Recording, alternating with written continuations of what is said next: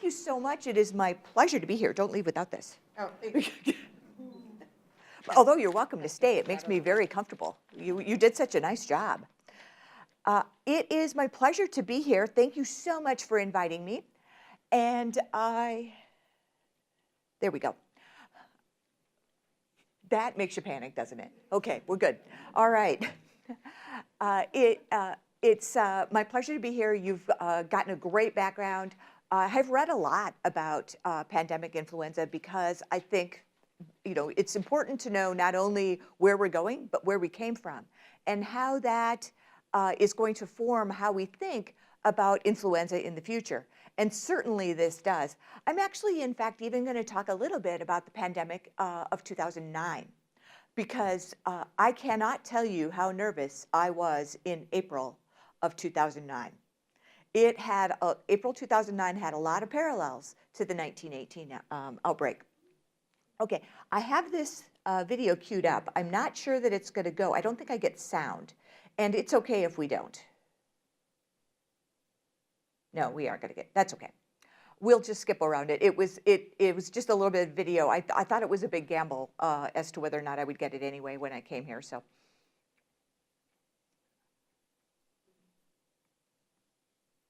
Okay, you guys are on the cutting edge. This is a flyer that I downloaded, I don't know, a few weeks ago. And this lecture was put together and sponsored by the National Institutes of Health, also in recognition of the 100 years of influenza behaving badly. I know it projects poorly, but you'll see in the middle of is this monster-looking influenza mother, and all these naughty, naughty children around. So she, continues to have her naughty children that behave badly.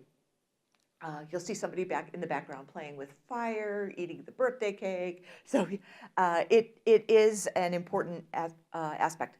John Ring LaMontagne is a renowned infectious disease physician who worked for the National Institutes of Health, specifically on infectious diseases for about 30 years. So it's a named lecture, and they too decided to honor the pandemic.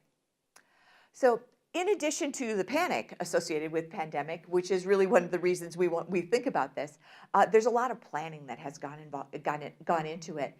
And even at the University of Wisconsin, there are several labs that are working on influenza. Specifically, my lab is interested in influenza vaccine responses in immunosuppressed people. People who might be immunosuppressed that I'm studying include solid organ transplant patients, specifically lung transplant patients. And more recently, we're also working with inflammatory bowel disease patients, patients who have Crohn's or colitis. The treatment for those syndromes is immunosuppression. There's no cure. So we prevent complications of it because it's your immune system essentially attacking your gastrointestinal tract. So we give them immunosuppressants or drugs that turn down their immune system. So we're very interested in figuring out, will these people respond to vaccines, and can they be protected by vaccines? Because all the immunosuppressants are relatively new. Not all of them, but many of the new immunosuppressants are relatively new. Anytime I get a podium and a microphone, but more specifically, it's an audience, one of the things that I find very dissatisfying is when we call influenza flu. Because what else do we call flu? Yeah, a gastrointestinal illness. And so how disappointed are, say, my patients when I give them a flu shot and they get that vomiting and diarrhea syndrome that's also a viral illness. But so it's what I'm less adamant about it than I was 10 years ago about not calling influenza flu. But it is one of those things to think about. And anytime somebody tells you they have the flu, ask that one more question: what are your symptoms? Because certainly the influenza vaccine or any influenza treatments will not fix viral gastroenteritis that is associated with the typical symptoms we talk about. So influenza is an acute febrile illness caused by varying strains of influenza virus. Influenza virus is very clever. And I'll tell you more about how and why it's clever coming up. But influenza is characterized by typically a sudden onset of fever, Oh, I'm sorry, here's a word I did not take out. Oh, I did not take out some words that are medical terms, so I'm sorry, because this is a slide so myalgias are muscle aches, headache, malaise, also kind of feeling bad, non-productive cough, sore throat, rhinitis. There's also complications that include secondary bacterial infection or involvement of the heart or central nervous system. Yes? What's febrile mean? Oh, having a fever. I am so sorry that I did not think of this while I was putting these together. So please do ask. I welcome those questions. Do not hesitate. Thank you, because I will forget sometimes. And I had tried to, I have to be honest, I didn't even think about the vocabulary I was using. So I wish I did. I'm quite embarrassed that I didn't. Okay, influenza infection infects the lungs, both upper respiratory tract and the lower respiratory tract. Think about upper respiratory tract things are like bronchitis.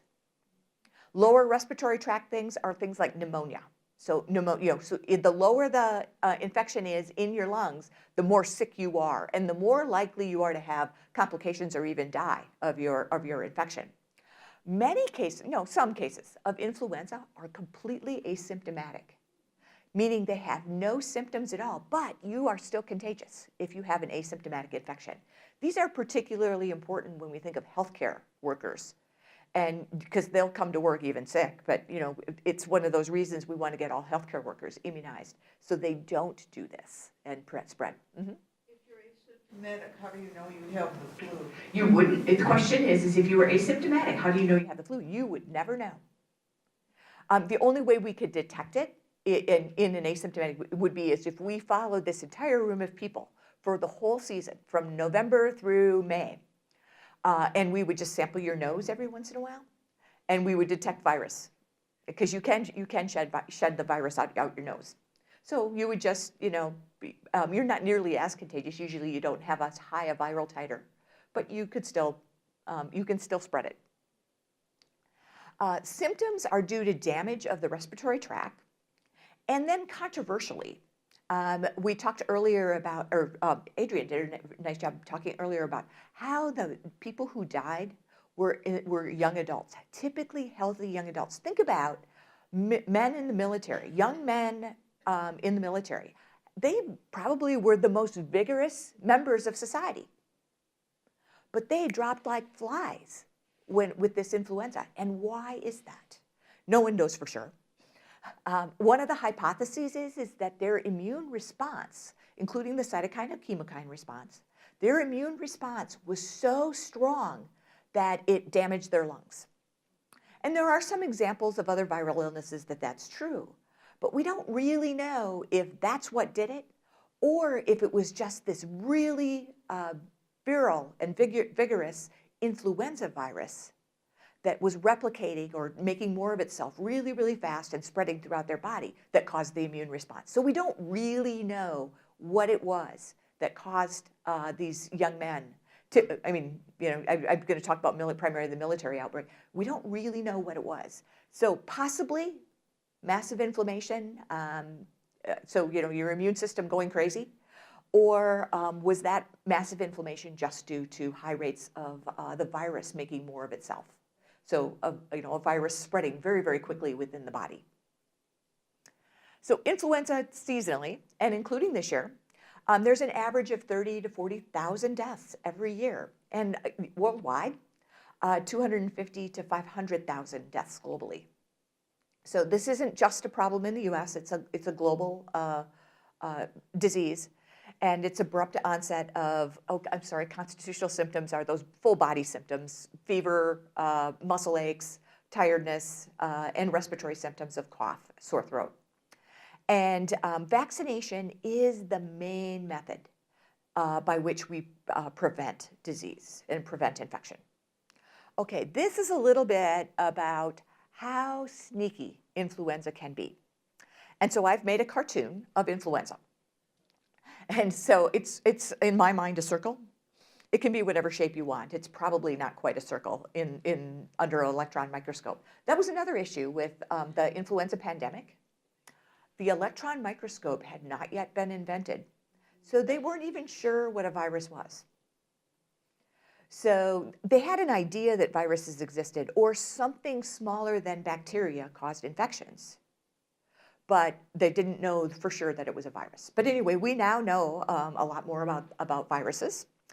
And these markers on the influenza virus are important for your immune response to it. So let's start with the neuraminidase. Neuraminidase is an important marker on them. These are not words you've gotten along fine in the world without knowing these words, but it gives me an opportunity to distinguish because of all the possibilities that influenza could make. There are 10 known types of neuraminidase, but only types 1 and 2 have circulated in humans that we know of. I mean, in recorded history when we could determine this sort of activity. There's no question that these neuraminidase could have, in the 1500s, circulated in humans. We won't know.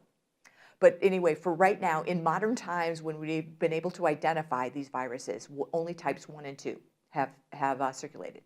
And then hemagglutinin has 17 different types, and only types 1, 2, and 3 have circulated in humans. So now you can, and viruses, influenza viruses, can combine. So you could have an H1 and an N4, which would, in humans, represent a whole new virus. So you could, I tell you this so that you can recognize the threat and the things that virologists are thinking about. In addition, notice the inside of my virus. I've made it by some kind of funky shapes that PowerPoint lets me use.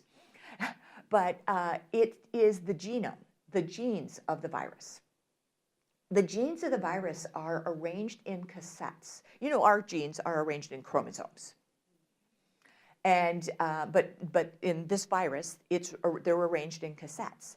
So should an animal or a person have two influenza viruses in their bodies at the same time, when the virus replicates and makes more of itself, it could exchange genomes. So another way that the virus can make more of itself and make itself different and change. And then finally, the genome of an influenza virus is RNA. And RNA, ours is DNA. We have DNA in our cells. Theirs is RNA. It characteristically mutates when a virus makes more of itself. So it doesn't replicate or make more of itself with very good fidelity. So it is subject to many mutations. Now let's face it, most of those mutations are fatal to the virus because they just end up being mistakes. But because when a virus makes an infection, it makes so many more of itself. If it happens to make one virus that is genetically superior, we know that it'll go on and cause infections in the future. And because it escaped your immune system. Your immune system remembers what it has seen in the past. But the influenza virus can mutate just enough so that you can get influenza again and again and again because it looks different to your immune system. Okay, influenza has funky names, right? You might hear about them every year, what viruses are circulating. So there are types A, B, and C.